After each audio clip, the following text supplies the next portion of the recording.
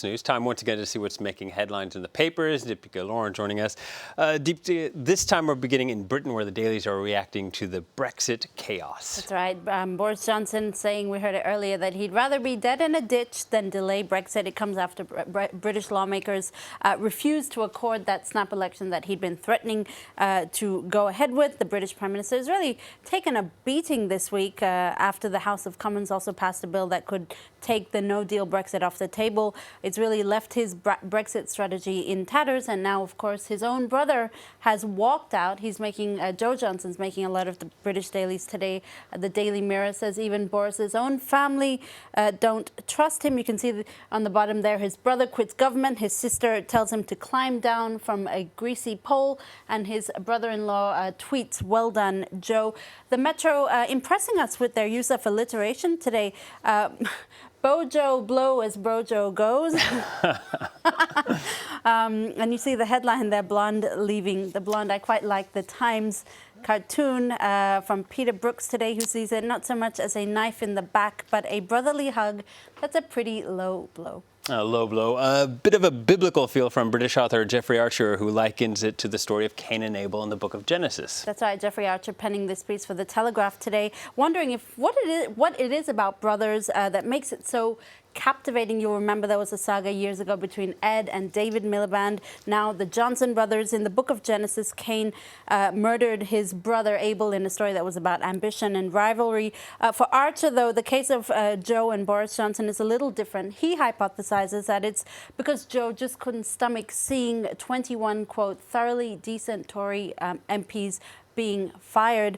For the Washington Post, Boris Johnson has taken a wrecking ball to the government and ended up getting hit himself. This writer marveling at his ability to out-eclipse Donald Trump as the, quote, chaos maker-in-chief. Well, let's stay with the Washington Post, where it turns its attention to Russia, where local elections are being held this weekend. That's right. City council elections usually taking place to elect officials in 45 districts. And in any country, elections like these are a litmus test of how the ruling government is doing and its popularity. Except this is Russia, so it's all a little different. For one thing, the main opposition candidates are not allowed to run, and there are no candidates representing Vladimir Putin's United Russia Party. Rather, his candidates are running as independents because they don't actually want to be affiliated with Putin's party because it's so unpopular now. The Moscow Times explains that Alexei Navalny, who's the main opposition leader in Russia, is urging his supporters to use an online website called Smart Voting, which will tell them for whom they should vote to avoid a Putin ally winning that seat.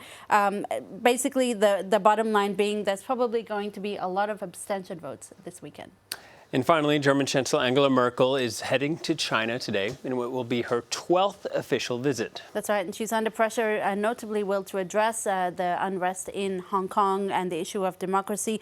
But the Global Times will be notes that she'll be treading a fine line between reprimand and flattery. After all, the German economy is facing a recession now, so she'll need to, she won't want to get on the bad side of China, which is obviously a huge client for Germany's major industries. The Global Times noting that as she's not standing for re-election, this visit could also set a legacy for her future successors.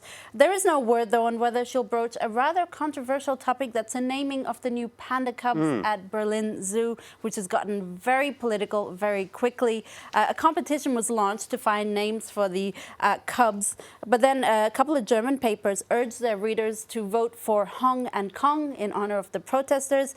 Even Hong Kong protester Joshua Wong came up with his own suggestion, democracy and freedom.